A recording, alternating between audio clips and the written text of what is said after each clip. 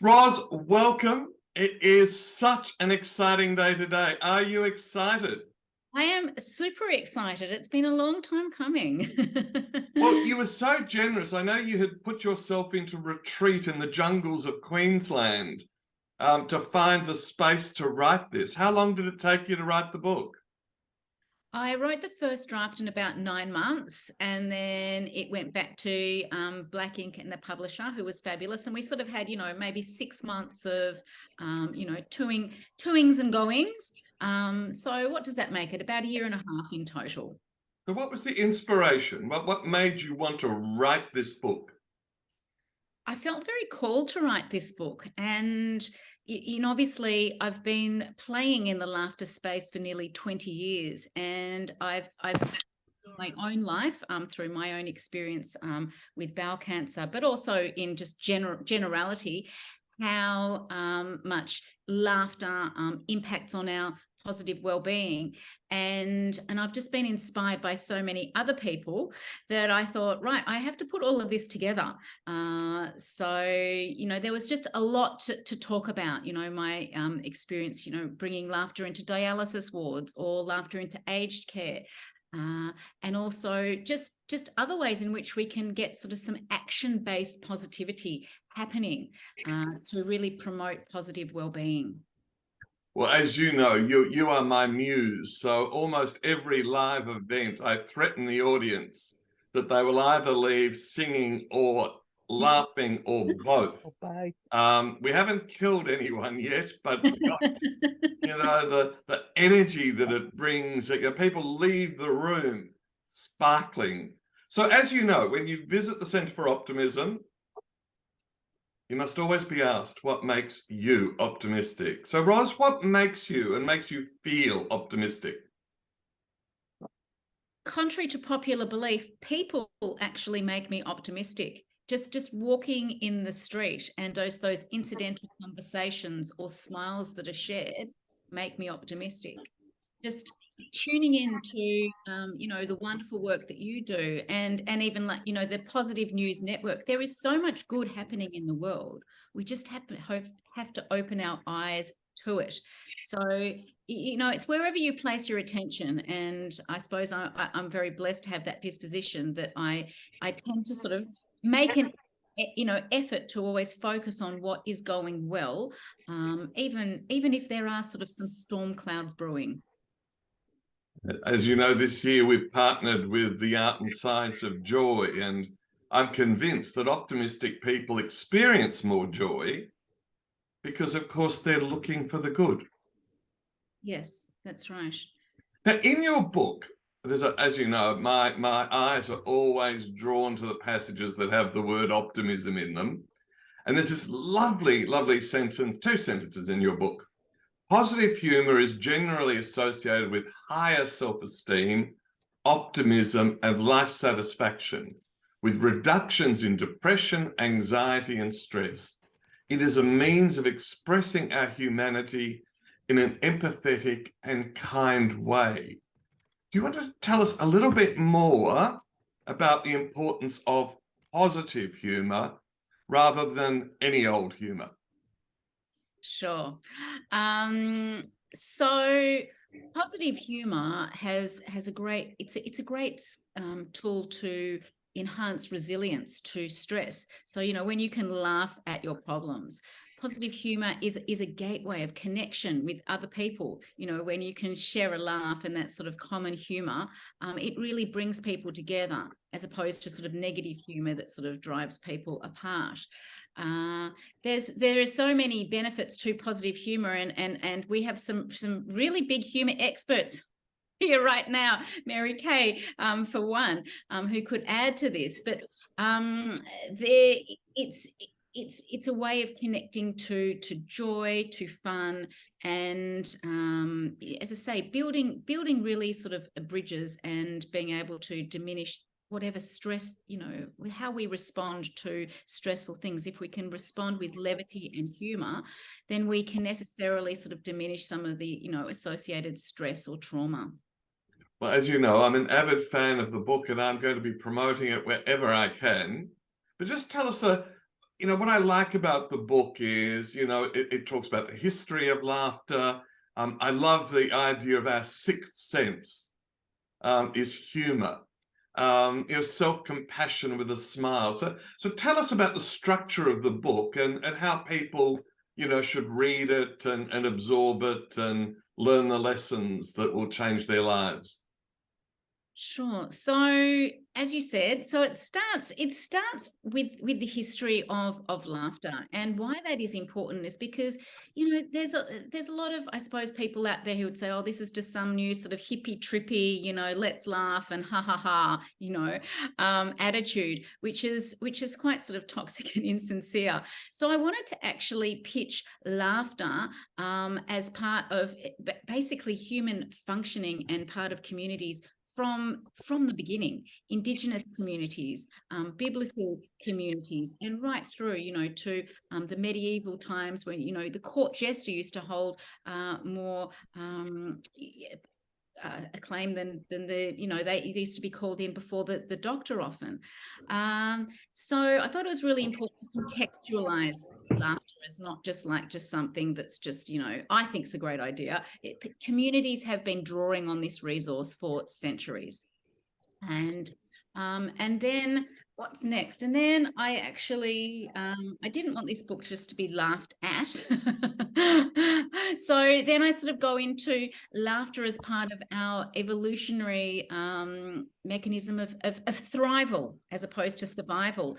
And Darwin, I think, in many regards, should be known as an advocate for laughter and smiling as a way of sort of building connections and maintaining our humanity and survival throughout history. So I sort of talk about that on an individual level. So, for example, we sort of ha ha ha as little babies before we da da or ma ma ma. So laughter is very fundamental to our how we communicate and connect and create bonds from a very early age. And even at the end stage, and I've seen this with both my parents who had Alzheimer's, that laughter and smiling was actually one of the last things that left. Communication, words had long gone, but the ability to laugh and the ability to smile, even perhaps there wasn't necessarily the context, was still there. Then I move on to, is laughter the best medicine? So I wanted to give people some examples of some amazing research in the field of both humor and non-humor based laughter therapies, and came up with some. I mean, I learned so much about humor and laughter when I was researching for this book. So whether a laugh a day keeps you living longer, living better, how it impacts things like anxiety or depression, but also to even physical pain. There's been evidence to show. So there was a lot that went into that chapter. Then I talk about intentional laughter practices, because the reality is that in life, unless you're part of a forum like this and you are, like Will, a 15 out of 10 at the beginning of the day, most people wait for something funny to happen to laugh, or for all of the stars to align and their lives to be perfect, to sort of allow themselves to enjoy their days. So intentional laughter practices like laughter yoga, for example, give people the skills to be able to switch on and load up on laughter as an exercise, and then the feeling follows. So it's a body-mind practice as opposed to a mind-body practice. So intentional smiling and laughter is really a game changer when it comes to people's mental health. Then I dig a little bit deeper into the neuroscience of smiling, and I talk about mirror neurons and how, if I'm smiling at you, the mirror neurons in my brain are firing, and then, your mirror neurons are firing, and talk a little bit about the contagiousness of laughter and why that is. And then I add the last 3 chapters are really about adding a new dimension to self-care. So I'm talking about gleeful gratitude. So that's really embodying gratitude. It's sort of even going deeper than a lot of other, I suppose, philosophies have gone around gratitude. Then we talk about self-compassion with a smile. Once again, adding that embodiment factor, really smiling into some of your perceived imperfections. Then I talk about reframing and positive journaling. We all know that, people turn to the written word when basically the shit hits the fan. But what about journaling with positive intent and how that really opens up, that sort of light and levity, even during a challenging time. Take a challenging time, look at it through the lens of gratitude. Or take a stressful situation and view it through the lens of love. And then importantly, positivity is a verb. It's an action-based thing. So I don't just sort of want to leave it sort of up there, sort of thinking and hoping that this is going to work. Then I sort of bring it all together, and I have the laughter effect in practice, and I go through various sort of, relationships, parenting, workplace, during illness, how you can apply the laughter effect to life to essentially turbocharge your joy and optimism, and really sort of squeeze out as much positivity in your life to influence your well-being as you possibly can. So not leaving it to chance. Well, turbocharging optimism through laughter sounds like my thing. So everyone, those were my questions. I'm sure there are many, many questions rushing through your heads. So either just throw up a hand, or just let me know you want to ask a question, or just rain praise upon Roz for this wonderful book. Who'd like to say something? Kate? That's what I wanted to say. The question I wanted to ask was the question I wanted to ask you, Roz, is have you always been a laughter person? So I've always been a laughter person since I was really little. Like, I laugh sometimes inappropriately, but I find the fun, the joy, the laughter and everything. Have you always been a laughter person, or is it something you've learned? It's interesting, and it's something I actually address in my book. I say that I was a giggly Gertie. It didn't take much to get me laugh. I was far from being the class clown, because I was far too shy for that. Then something really interesting happened when I was in primary school, about age 8. There was a big cement pylon that was put into the playground, and I was, really into my sport at the time, and I wanted to clamber on top before any of the boys got there. And as I clambered on top, I sort of lost my footing, and I ended up smashing my front tooth. And so this new tooth that, hadn't popped through, that long, was basically gone. And I sort of was left looking like a pirate and sent home, with an airbag lift and swiftly off to the dentist. And in those days, I suppose 8-year-olds didn't really have too much of a say as to the plan. And it was decided that I would have a silver cap put on my tooth. And I had until basically, until sort of, adolescence and the other teeth had sort of all come through. So I spent a good few years with a silver tooth. And I actually noticed, reflecting, when I was writing this book, I actually reflected back to think, in those years, the laughter side of me actually shut down to an extent. And any photo of me, for example, during that time was with just a tight lip. So I'd say, yes, I've always had the disposition to laugh, but then this very strange physical thing happened. And then again, when my tooth was restored to white, my smile was restored, and as was my laughter. Thank you. Who's next? Who would like to ask a question or throw a compliment? Mary Kay, well, you're another global laughter expert. What's your take?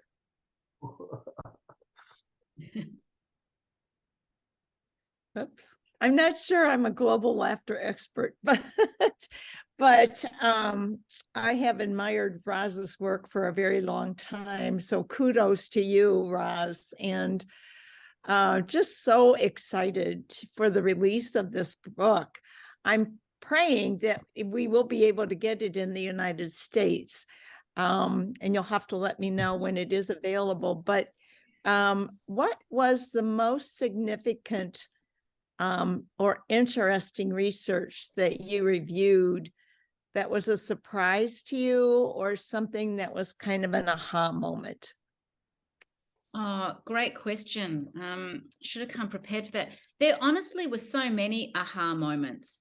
There was, some of the laughter stuff, the fact that it even changes your genes. They found, I don't know where it is. I could probably try and find it.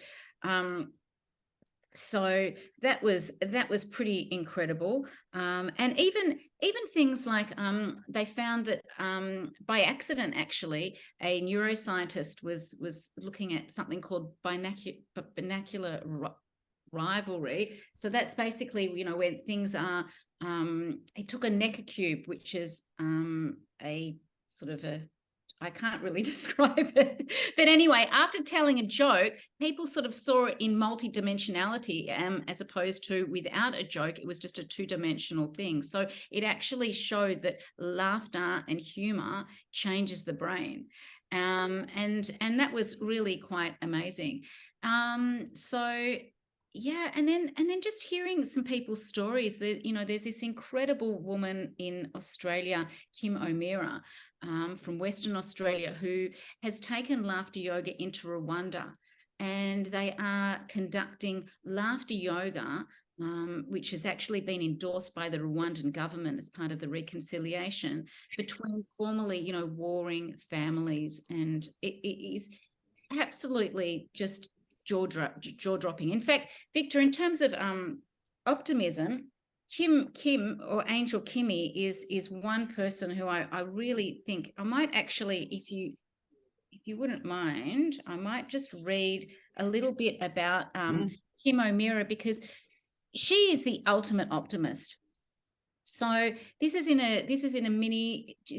about intentional laughter practice, but this is about, can laughter bring world peace? So the first example I give is about Rwanda, and the second I give is about Israel and Palestine. So laughter yoga is changing lives in the least likely of places. Rwanda is a nation with a recent history racked by terror and trauma. In just 100 days in 1994, 70% of the nation's Tutsi population, as well as moderate Hutus, approximately 800,000 people in total, were slaughtered by ethnic Hutu extremists. Victims were killed in their own villages or towns, many by their neighbours and fellow villagers. Decades on, families and friendships are still torn apart, and Rwanda remains in dire need of healing. Since 2010, West Australian Kim O'Meara, fittingly known as Angel Kimmy, has begun spreading laughter yoga through Rwanda. A little background on O'Meara. In 2000, she was diagnosed with CREST syndrome, a subtype of scleroderma. This condition, whose name means hardened skin, affects many internal organs and can become life-threatening. She was given 3 years to live. Anyway, O'Meara began laughing. She laughed about everything that had happened to her up until that moment, including being abused as a child. She laughed to a point many would deem inappropriate. Yet O'Meara is quick to point out there is always an appropriateness, a meaning in something. If you can laugh down to your belly about something other people can't even smile about, you can heal. You've got your life down pat. Everything happens for a reason. Everything is valid. All you have to do is keep going on until you find the funny side of it. Without laughter, she's certain she would have died. A true optimist, she recounts a line from one of her favorite movies, The Best Exotic Marigold Hotel. If a story does not have a happy ending, it is not the ending yet. Adding, stories go through drama, trauma, romance, comedy, And until you get to the part where the sum of these experiences is the joy of who you are, the expression of your life, then your story has not finished. I could keep reading, but I won't. So she, you know, again, that was, you know, just researching and talking to people over the globe.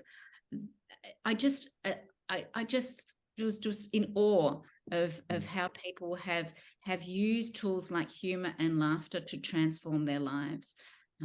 So yes, it was a combination of the actual research, Mary Kay, but also people's stories. Rose. Hi, Jenny. Good morning. Hello. I'm so glad you spoke about Angel Kimmy, who of course is a very close friend of mine. The latest is that after 3.5 years of work by many people, Rotary International has provided a grant for laughter yoga training in 15 villages in Rwanda, so that the local people can come together and find healing and forgiveness. And it's been extremely successful. And that's all due to the fact that Kimmy introduced laughter yoga to Rwanda. Absolutely. And I was so pleased I got to put that fact in my book. Yes, I'm delighted. Thank you. Thanks, Jenny. And Jenny, are you a laughter yoga practitioner?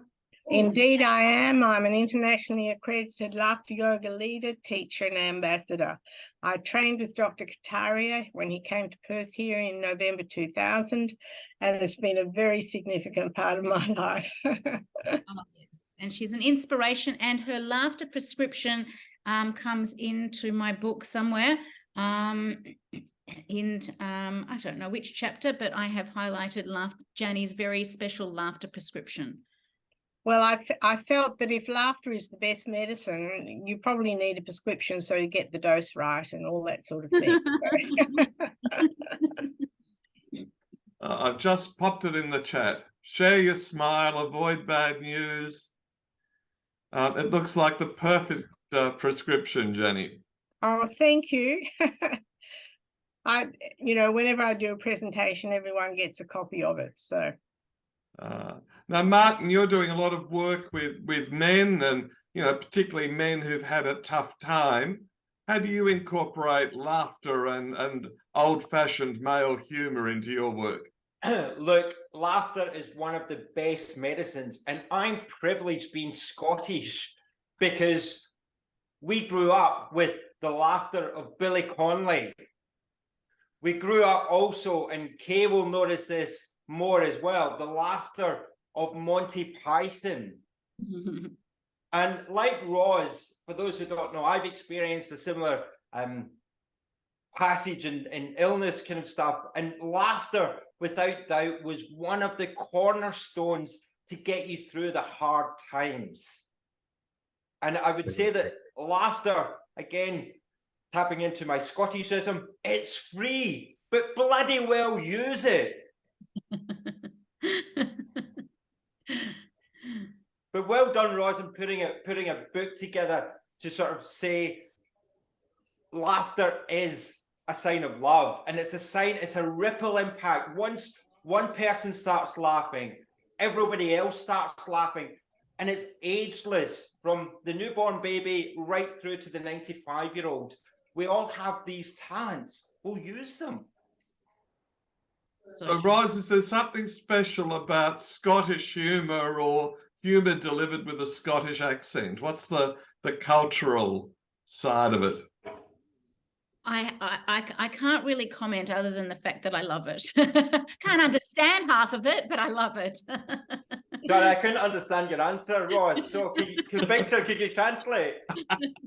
I remember one time I went to, I was very excited, I don't know, 30 or so years ago, went to the Edinburgh Comedy Festival, and was just so excited, went with a Scottish friend, and honestly, I just did not understand anything. I mean, I was laughing with the contagion of laughter, but not because of what was said, because I had no idea. The thick Glaswegian, it was a Glaswegian comic.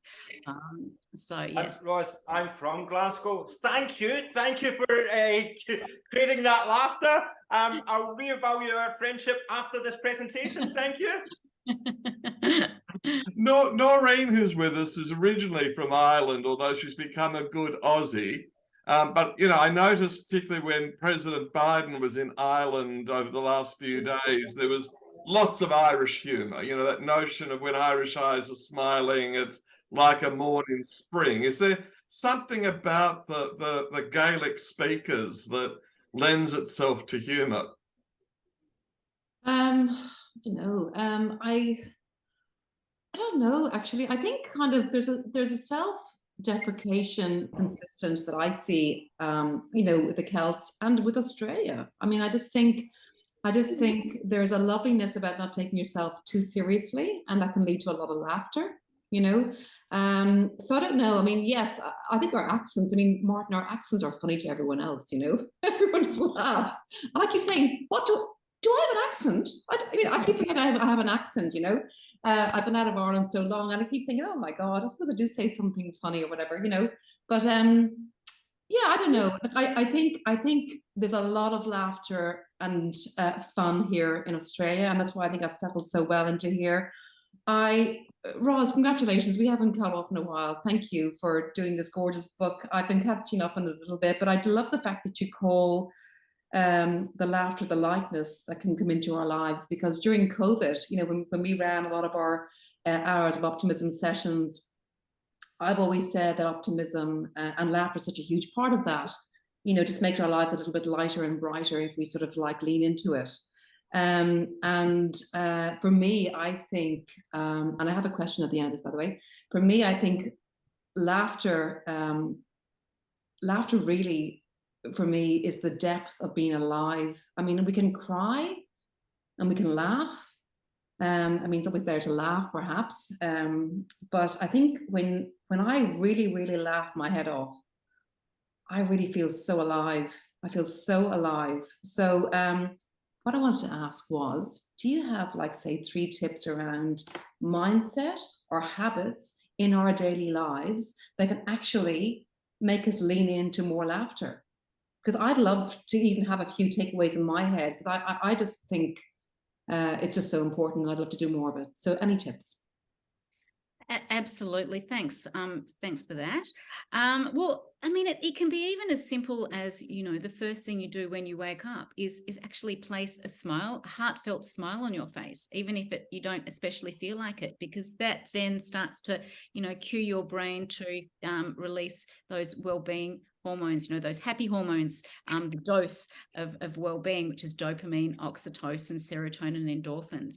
So that's a really simple thing that we can do. And you can even take it a step further and, you know, just you know, smile at yourself in the mirror, or even, you know, laugh a little bit as you're waiting for the shower water to warm up. Then there's the reality is that most laughter actually does not occur because of something funny that has happened. Most laughter actually occurs during conversations. It's known as the punctuation effect. So, you know, make an effort every day to have a conversation with someone, you know, and connect with people. And you'll be really surprised. You know, as I say, it'll be just like, so nice seeing you today. It'll be great to see you again.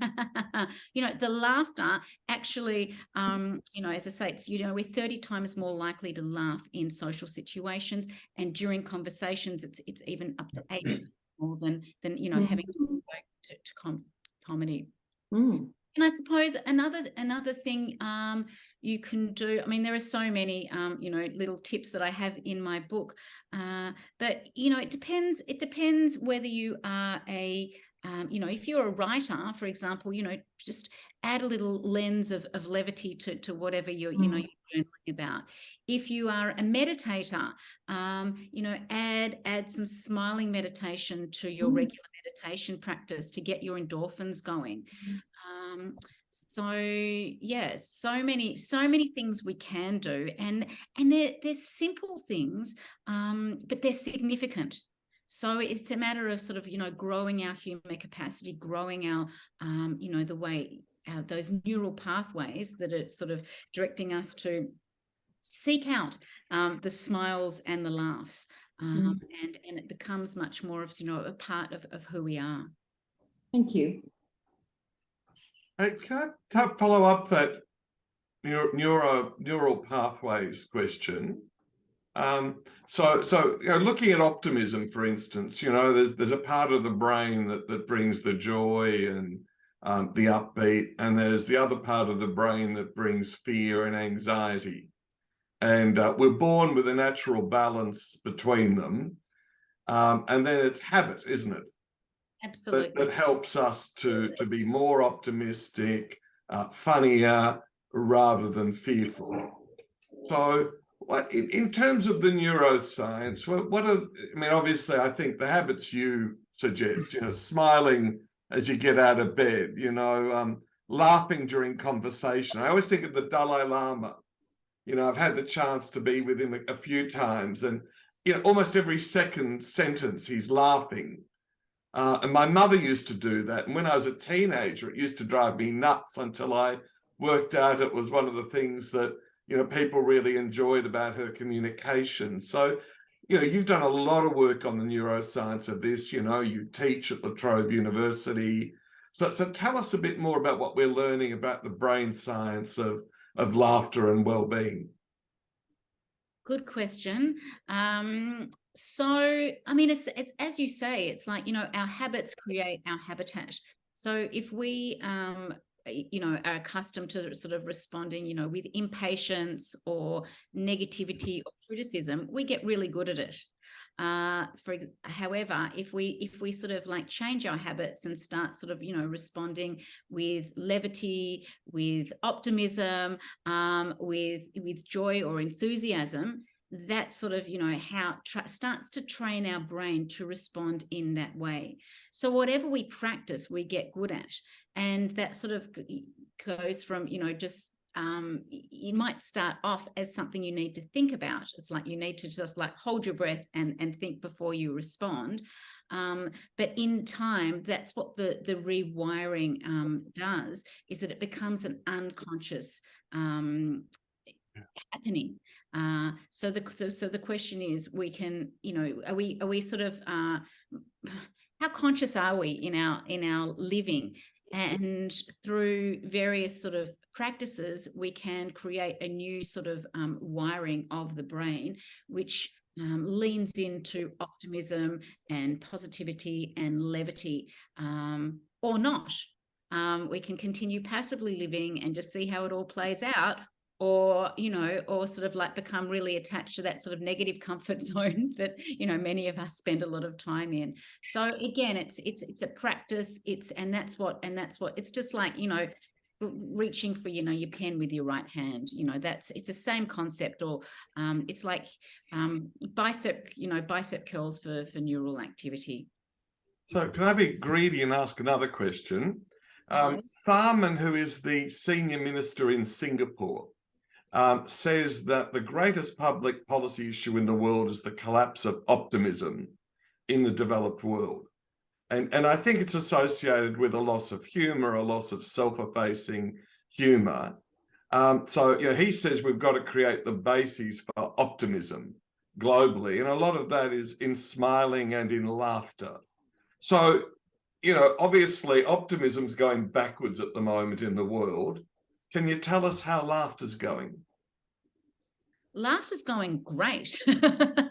Seriously. I think that, when the pandemic came along, especially I suppose there's different aspects.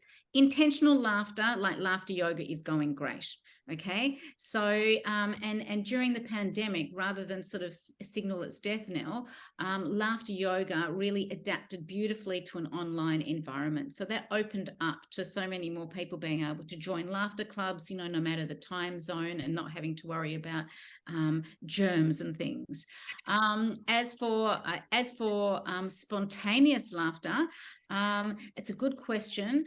I think it's really interesting. We're in Melbourne. We've just sort of coming to the end of the comedy festival, and people are really craving laughter and just being able to just let it go.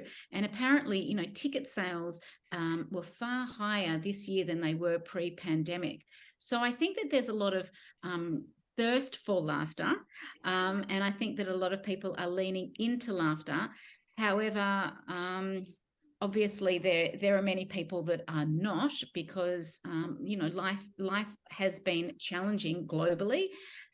So that's why we sort of need more intentional practices that don't rely on humor to generate it, or to have those conversations to get the conversational laughter effect happening. Yeah, I've been to Rwanda, so that work that you guys are doing in Rwanda, I think it's exceptional. Rob Masters, you've been a crisis communications leader around the world. You're now working in country Australia. Do you want to share some of those experiences of the effectiveness of laughter in communications, and perhaps ask a question of Ros? Thank you, Victor. Yes, I am working in regional Victoria at the moment. The interesting thing up here is that they are coming out of a period where there was a government inquiry, and there was a lot of community angst, and also a lot of employee angst as a result of that inquiry. So people are now trying to look for a new direction, not only with internal employment engagement, but also external engagement. So how do you actually change a mass? And when I say a mass, if you're looking at this area where I'm in at the moment, there are a population of about 30,000 people. So we've embarked on what we call a meet and greet program, trying to ascertain from them what they need, what their priorities are. And we've got a meeting this afternoon, which is going for 5 hours, on flood mitigation. And once again, that's seeking their priorities as far as measures are concerned. So how do you actually change the psyche, or seek to change the psyche of a community when it's virtually down to the likes of myself and that to come up with strategies? So I'm looking for a strategy that you think is important, that say with a community meeting, do we put some levity into it? Promote, as Victor often says, that out of optimism, all things will turn out okay or fine in the end. Do you try and paint a picture that there will be a light at the end of the tunnel?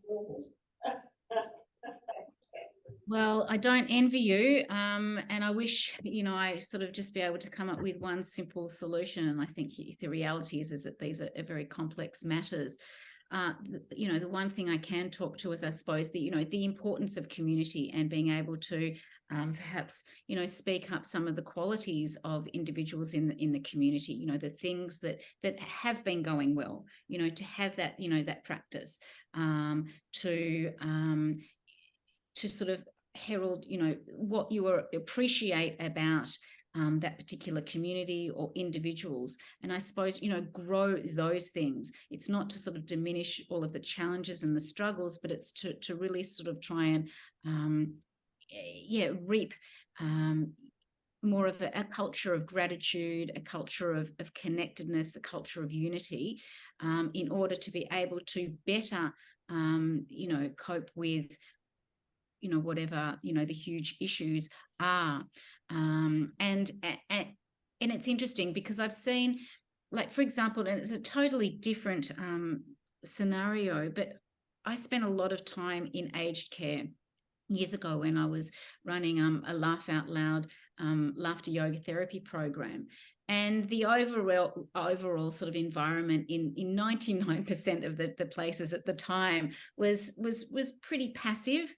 And the staff sort of seemed a bit frazzled. But there was this one particular facility that had a very different culture, and it really had a holistic culture of gratitude and appreciation, both for the staff and for the residents. And they had this whole wall of appreciation, and every, people could just put sticky notes on this particular wall of qualities that they admired, or about someone, or things that went well in that particular facility.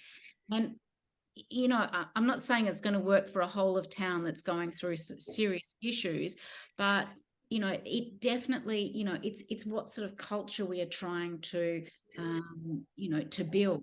And the beauty is that they're not doing it by themselves; they're doing it as a community, and there's a lot of power in that. So I don't know if again, it's just, yeah, I don't think I've. No, I think what you've said, Ros, is excellent, because it does a sense of gratitude and a sense of community in all working together for it is a key element that I've just picked up from what you've said. So I'll incorporate that into this afternoon's meeting. So thank you very much. Luck with it. Can I just ask you a question, Rob? I mean, we always think of Australian country culture as being extremely humorous, and, you know, that laconic humor that, you know, the old Crocodile Dundee visiting New York, Mary Kay, you know, when he's mugged and he says, "You call that a knife?" and he pulls out a cane cutter's machete. Rob, are you still seeing that level of humor in that Murray River region that's had the floods and all sorts of other problems? Yes, I do, Victor. It's a sense of what Ros just said, of gratitude in actually living here. They appreciate what they've got. They're proud of some of the natural environments in which they, like up here, that they've got beaches on the Murray. And at the Easter time, they had a beaches young nippers activity, and they had hundreds of people just on the beaches. There are 19 beaches on the Murray, if no one's aware of that, which I was quite fascinated by, because I never thought there were beaches, but they're sandy beaches. So they appreciate, there is a sense of gratitude, and there is a sense of strong community. And underneath that all, there is that infectious optimism. I think it's really how Ros was describing, how you start to bring that out again when there is a number of people that still are in that pessimistic framework. Ros, it sounds like it might have to be a Murray River tour by houseboat or something. Now, Rod Wade, the eyes of the world were recently on San Diego as our Prime Minister and your President and the British Prime Minister signed the most expensive contract for submarines ever done. What's happening with humor in San Diego, laughter and humor? Yeah, well, I heard the French weren't invited to that meeting, so I sorry to the French guy. Yeah, as we're breaking contracts and deals to sign new deals, right? So, no, it's great to hear you all, and Ros, it's always a pleasure, and I'm having a lot of fun listening to everything, and just enjoying the uplifting discussion. I actually had given some feedback to our friend Renee Giarusso on her 12 habits of the gift mindset. And I said, where's the humor and laughter gift? Because I need that one in there too. And she said, Rod, I had to limit it to 12. She says, you're supposed to laugh at most of them anyway. So, but what Robert was just asking about with gratitude, and it's really what you talked about, right? Positivity. So I'm here because I attended a conference back in November of 2019 that Victor was one of our keynote speakers at. And I always say, if you've ever seen 500 contract and commercial and procurement professionals up cheering and laughing and yelling and following Victor out of the conference room like he was a rock star, there's something that is infectious. So I think Martin was talking about, right? The contagious nature of it.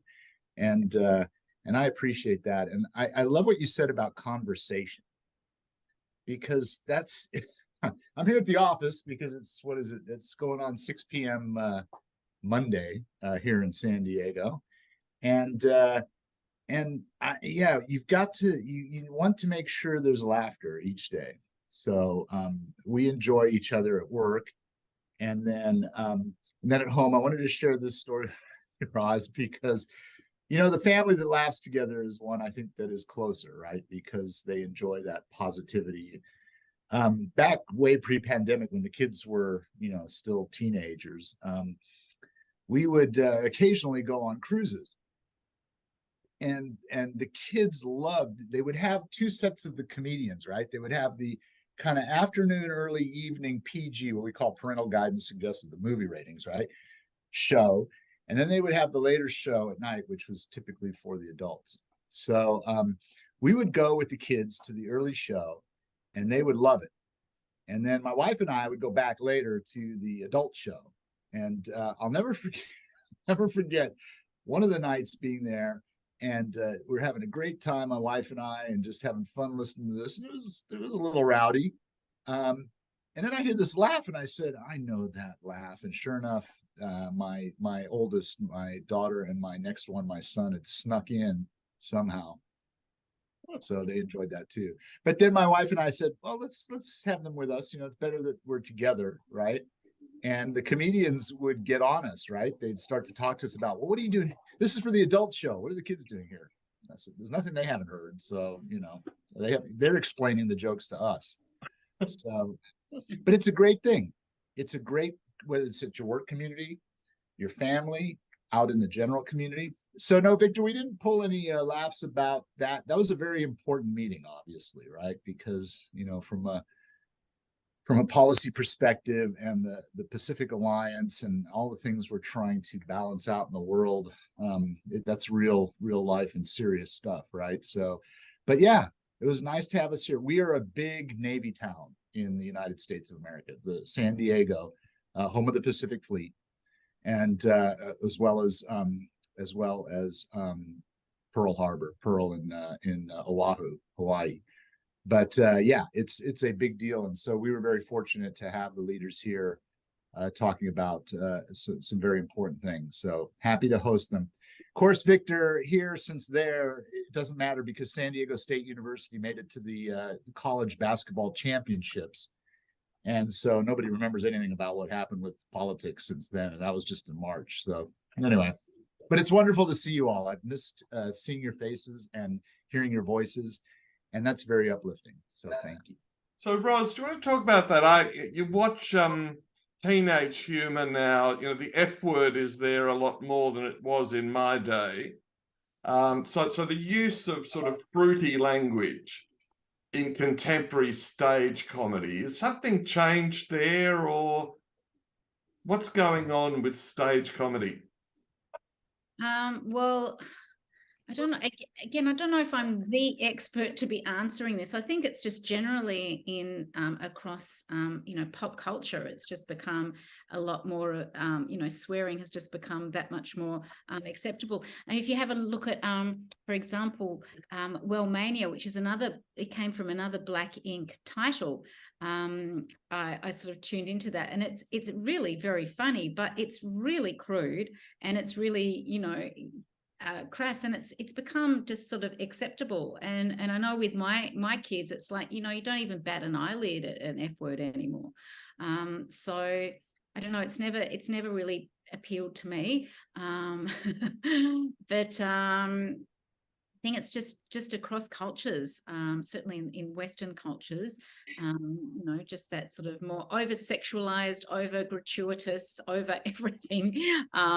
It's just how it is. As everyone knows, I talk to strangers constantly, and I was in a Turkish restaurant in Sydney Road, Coburg, which is a sort of suburb for those in the US, and there were only two of us in the entire restaurant at this sort of time, and so I said to the other bloke, can I join you? And he said yes, and he turned out to be Dirty Pierre.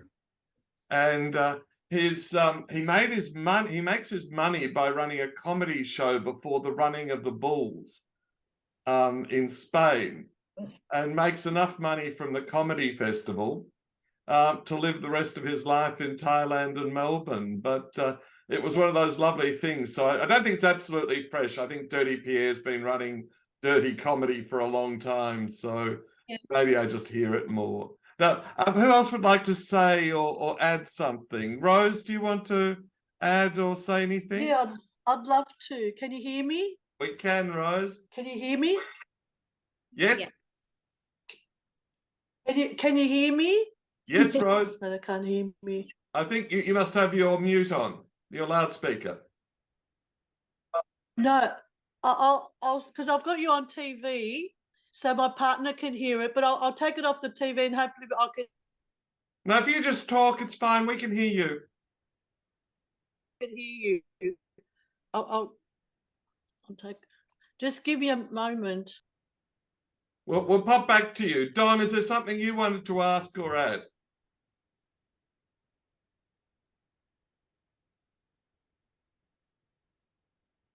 I think Don's on mute. No, I'm not on. I'm off. First I wanted to compliment Roz, and you know, we've really enjoyed you over the times that we spent with you, and we look forward to seeing you next year in that Rocky Mountain City. Question I have is, did you see any gaps in research that you wished you had found in your study for your book? It's a very good question. Possibly a PhD down the track. I don't know. The one thing is that, you know, we all, laughter per se is like often laughed at. It's not taken seriously, and neither is humor. But positive psychology has started to be taken a lot more seriously. So I suppose the gap that I've seen is that, you know, just to sort of strengthen that connection between laughter and humor, you know, within that sort of positive psychology umbrella, as an example of an action-based intervention that you know, enhances and expands on positive emotions, resilience, and psychological well-being.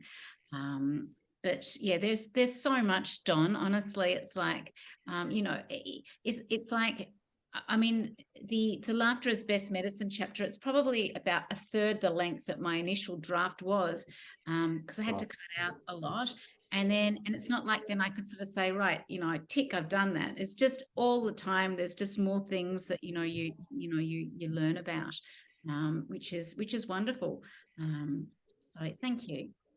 I've seen that Will's hand's been up for a very long time. It must be very tired. Hi.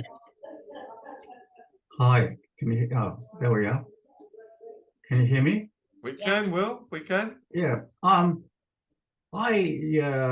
talked to you about the 15 out of 10 syndrome, which is, and I get that from my father and my grandfather.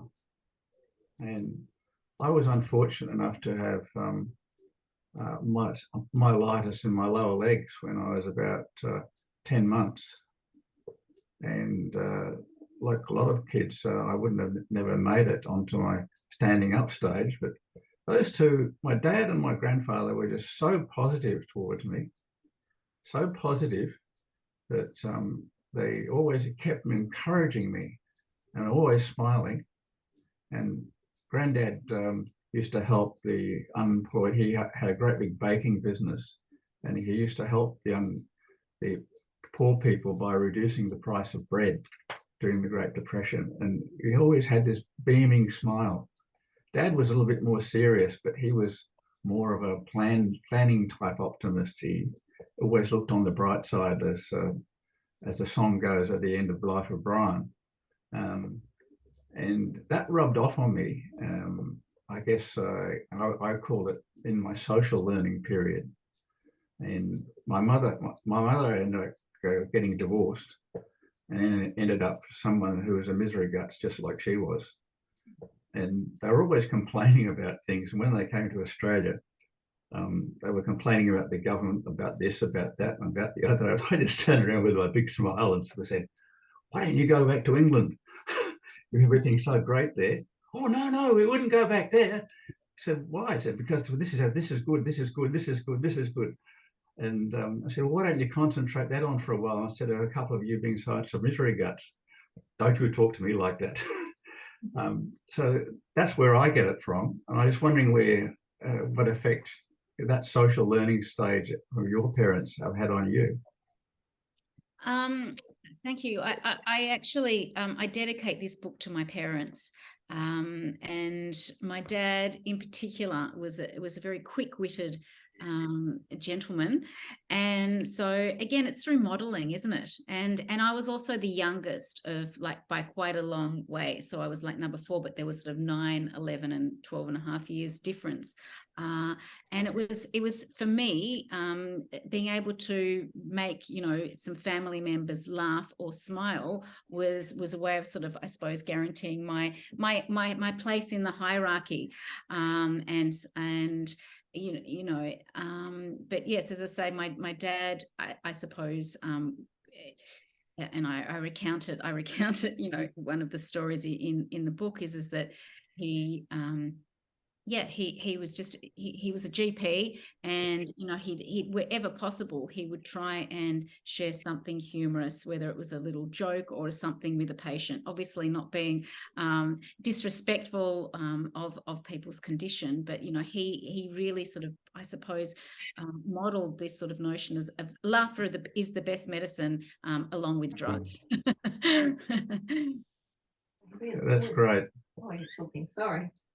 That's great, Roz. It's one of those lovely things that I can remember, with all that negativity, even when I was at school, my first school, when I was in about 8th grade or 9th grade in Australia, was in Townsville, and it was one of those really hot days, and this sort of a whitish-skinned English kid here was in class, and he's got sweat running down his shirt and so on, and this other kid in the class who is almost the image of Tony Armstrong on Channel 2, with this, you know, he was about 12 years old and about the same age as me, and he looked at me with his big smile. His name was Charlie, and he says, "Billy boy," I said, "Yeah, Charlie." He says, "You don't belong here."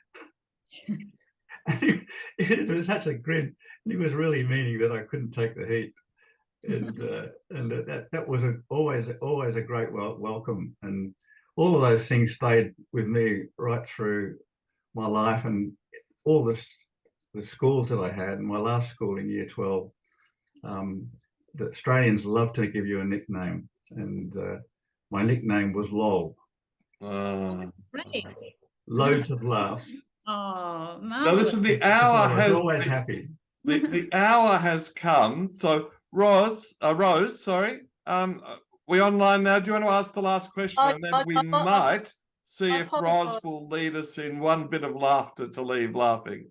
I apologise. Because I had you guys on TV, so my partner's got lung cancer and bladder cancer. He wanted to be part of it, and I didn't. And my iPad's a bit funny these days, so I've had to have it connected on the power. But all I wanted to say, I've always been the life of the party at work. I used to catch public transport to get to work, and as soon as I used to get to work, I used to say, "Good morning, everybody," and everybody used to say, "Why is she so happy?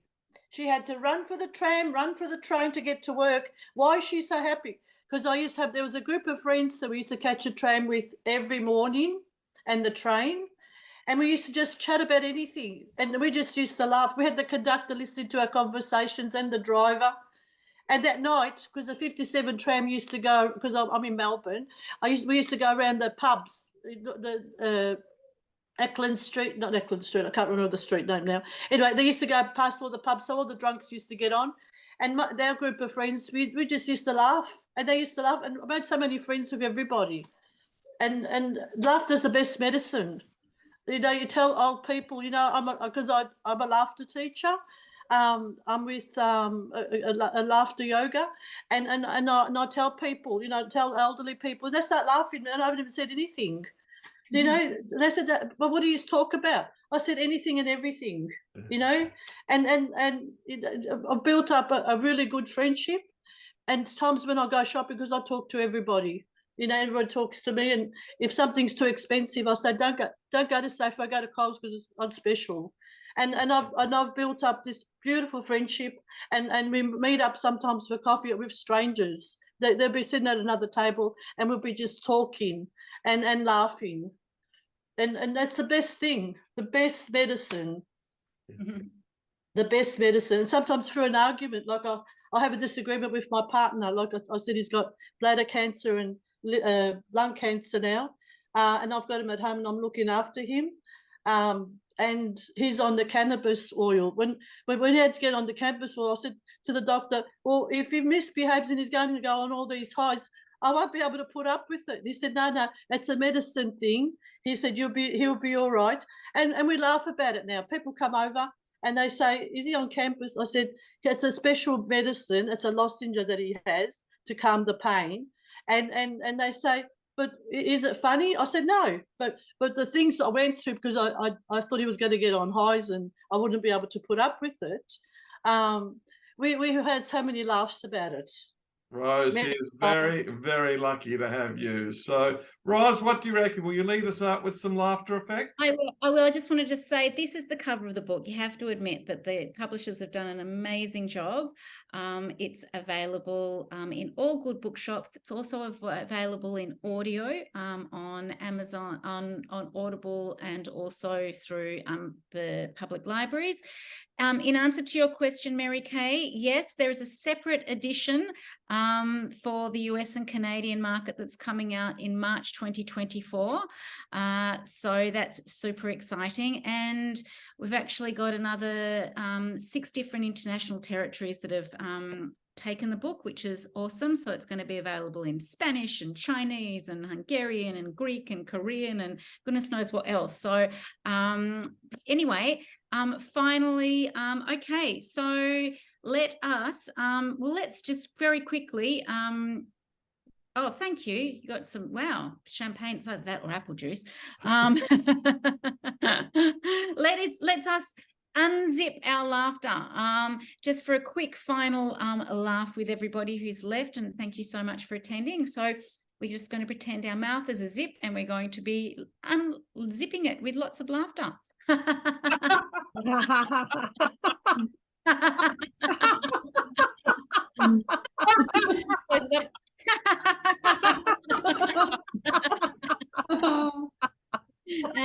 that very big one.